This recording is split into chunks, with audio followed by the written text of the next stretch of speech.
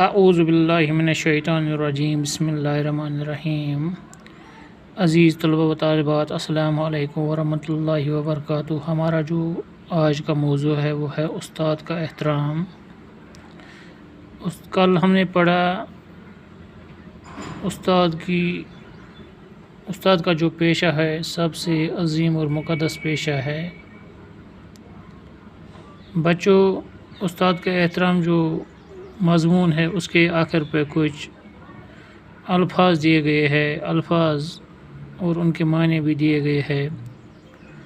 لفظ ہے عظیم، بڑا، پرہیزگار، پارسا، گناہوں سے بچنے والا، اولیاء ولی کی جمع، اللہ کا دوست، تاریک اندھیرا، باطنی پوشیدہ، اندرونی، علوم علم کی جمع، مشاہدات، مشاہدہ کی جمع، دیکھنا، غور کرنا، استفادہ یعنی فائدہ، کثیر زیادہ، چپت چانٹا مارنا، تماچا مارنا۔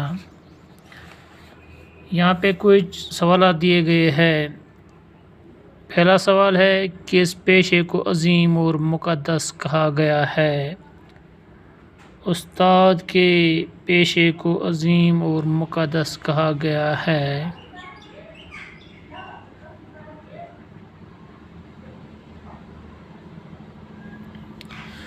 نمبر 2، استاد کی رہنمائی کیوں ضروری ہے؟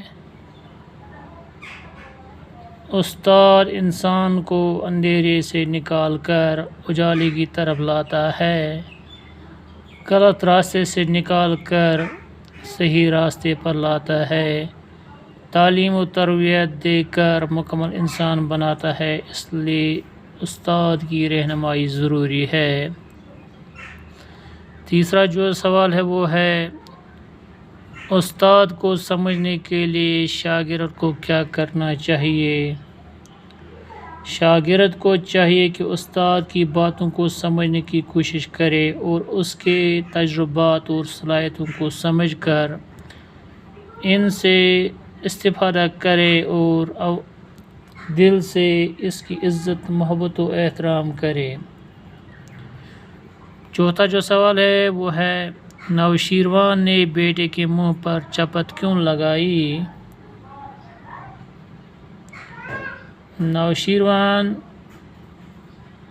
نے بیٹے کے منہ پہ چپت کیوں لگائی؟ ایران کے بادشاہ نوشیروان نے ایک بار دیکھا کہ اس کے بیٹے کا استاد وضو کے لیے پاؤں دھو رہے ہیں اور اس کا بیٹا پانی ڈال رہا ہے۔ بادشاہ نے بیٹے کے منہ پر تھپڑ ماری اور غصے سے کہا، استاد اپنے پاؤں دھو رہے ہیں اور تم پانی ڈال رہے ہو، کیا تم استاد کے پاؤں نہیں دھو سکتے؟ اسی لیے نوشیروان نے بیٹے کے منہ پہ چپت لگائی۔ پانچواں جو سوال ہے وہ کچھ اس طرح ہے، سکندر اعظم نے استاد سے کیا کہا؟